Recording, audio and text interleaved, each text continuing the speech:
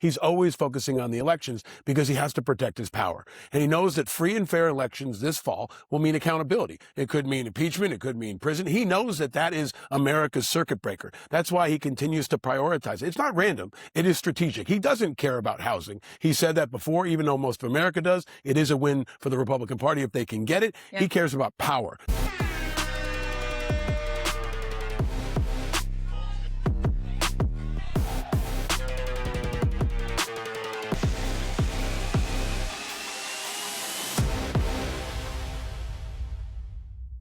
Welcome to a special episode of Independent Americans. It's been a wild week of news and politics, from the primaries to Iran to the seismic political shakeup here in New York City.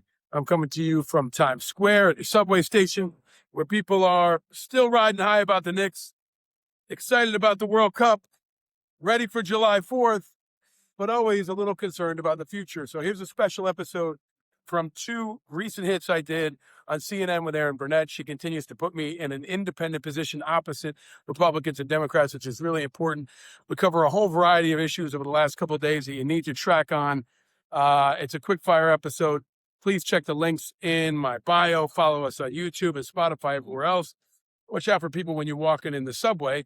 And a reminder that New Yorkers are pretty nice, and so are Americans. I think our foreign visitors to the World Cup are finding that out, especially this week. But here it is, special episode of Independent Americans coming your way. I'm getting out of the subway. Check it out and stay vigilant.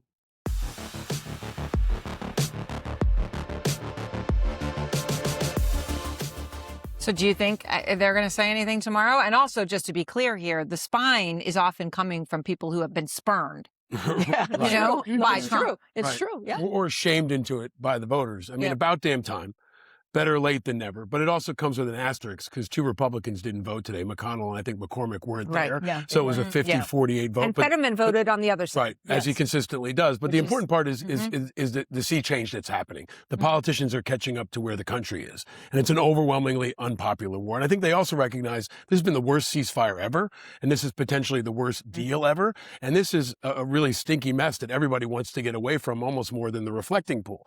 But we've got a bigger situation, which is you can't trust anything Trump says, and you can't trust anything the Iranian regime says. And that's what makes this so dangerous, and I think underscores it. No matter what Trump says, no matter what Congress does, this is very far from over. By the way, what you just said there, I think, is really profound.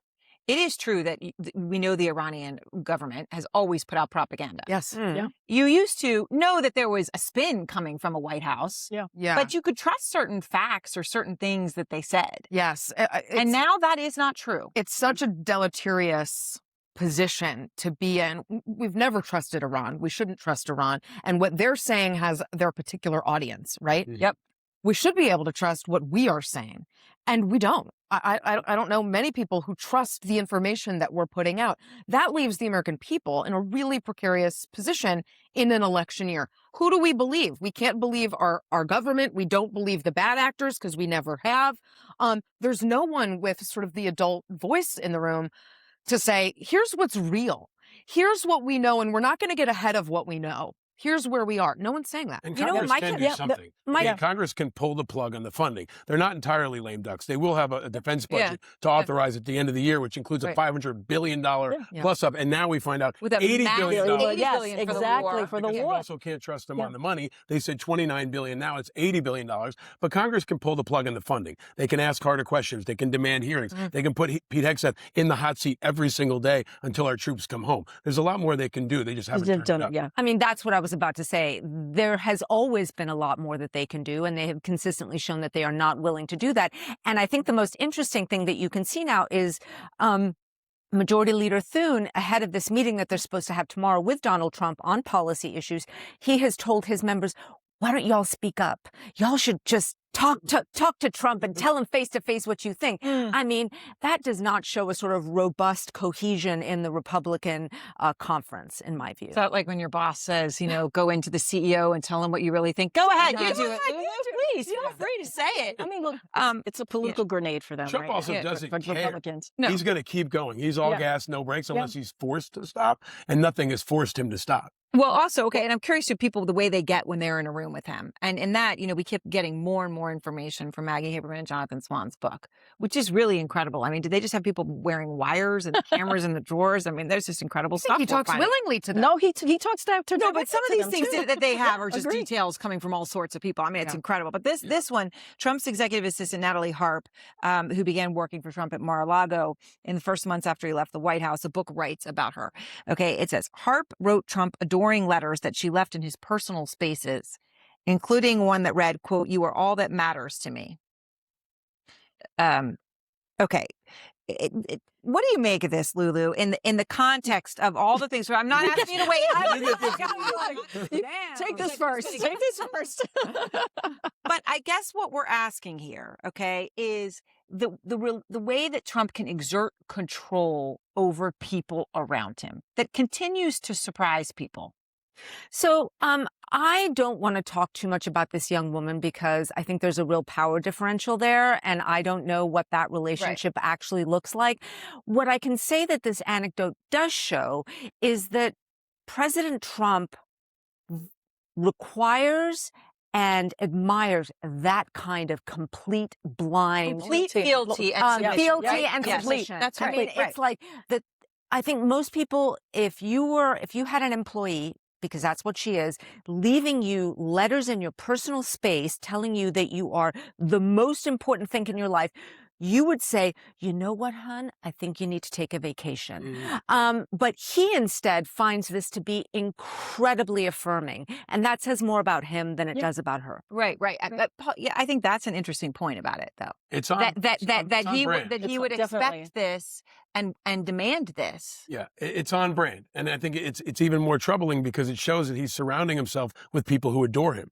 There are no conflicting ideas. There's no one challenging him. So if he wants to do something like bomb Iran, or he wants to do something like use a nuke, or he wants to do something like take out Venezuela, there's not a single voice around him that can offer any kind of contrast or challenge, all the way down to his assistant. Everyone is in this circle of sycophants, which is very, very dangerous. And you see that more in this administration, this second administration that he's in than the first, right? The loyalty around him is just insane. Look, I have been part of 2 administrations. I have never seen a role like this. It is unusual to have someone basically be a human printer and only put in front of you stories that you like, make sure you keep all the bad stuff away from him.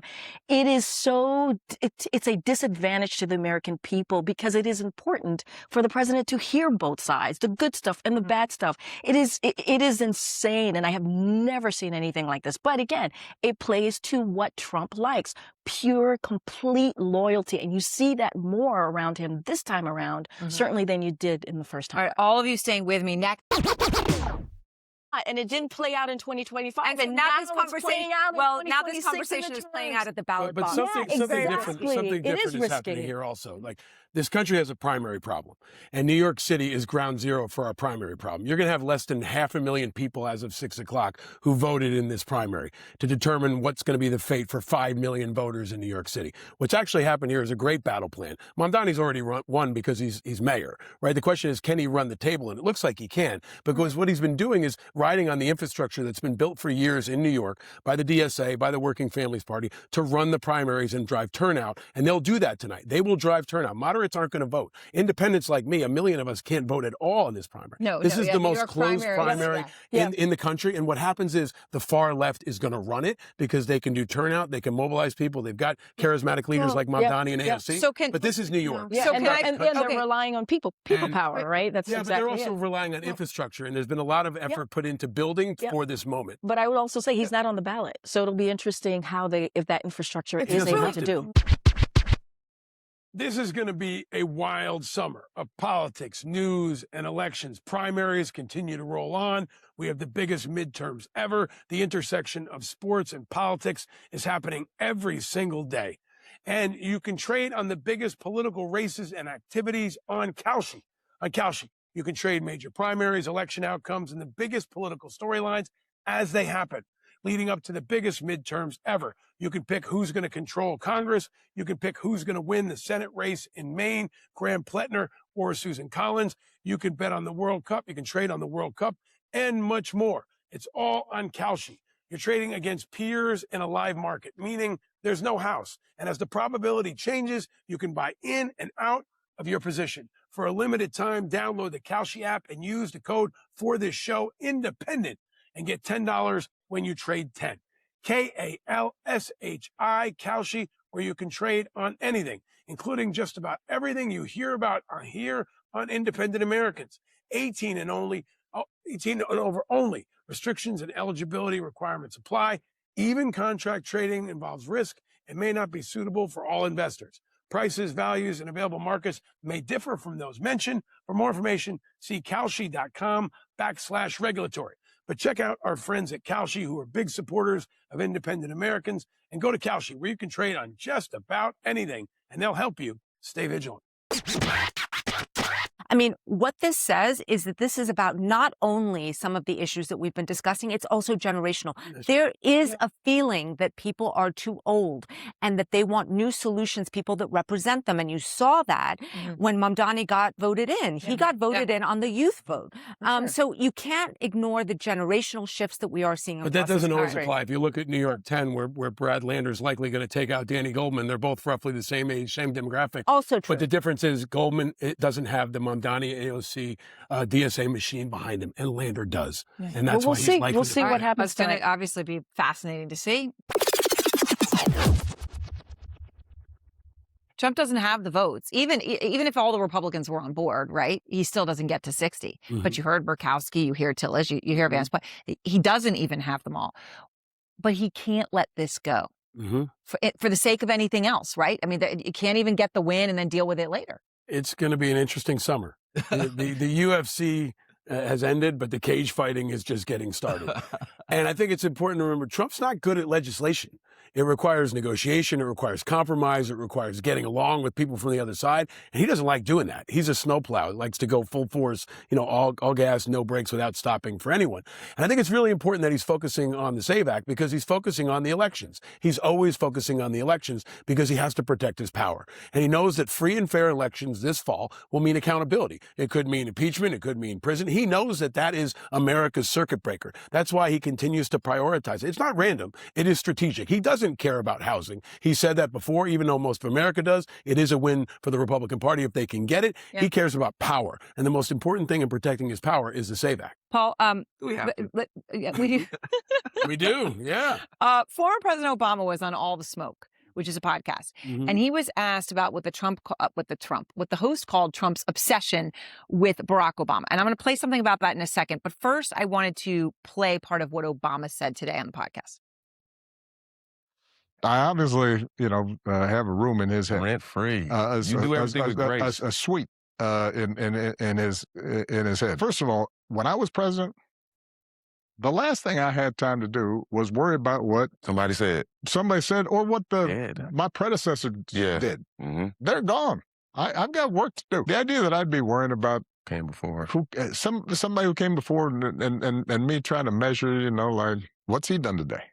Look, constantly worrying about that is a strange thing to me. It shows me somebody who's not focused on the American people and the job they're supposed to do. I love that. Well, in fairness, he did have to focus on George Bush and the 2 wars that he got stuck with by his predecessor, right? From a policy perspective, from a policy absolutely. standpoint. Yeah. But I think this reveals what is really, really important. He does get under Trump's skin because he's 2 things that Trump will never be: loved and respected. And I think that all around the world, especially globally, Obama has this cool phenomenon. And Trump will never be cool. He'll never be truly respected. He'll never be truly trusted. And he knows that. But I think there's something else here, too. I don't know why the Democrats haven't been turning up Obama to 100 for the last 3 years. I mean, he is one of their most effective weapons. He can actually provide a counter narrative to Trump. He can bring independence back to the Democratic Party. And he's the most masterful communicator of our time. I think the Democrats have been keeping him on the sidelines for far too long on too many issues. And it's a reminder of how powerful he is. He tells me the left and right are dreams for those without a clue. And when you wake, it's time to grow. And it's not cool to believe in school, but if I can say one thing, I've seen the children of the revolution and the good trouble they can bring. He says the red and blue are dead and independent is an attitude. An island in the sea of rhetoric and I can rather go. He tells me the left and right are dreams for it's time to grow. Powered by Righteous Media.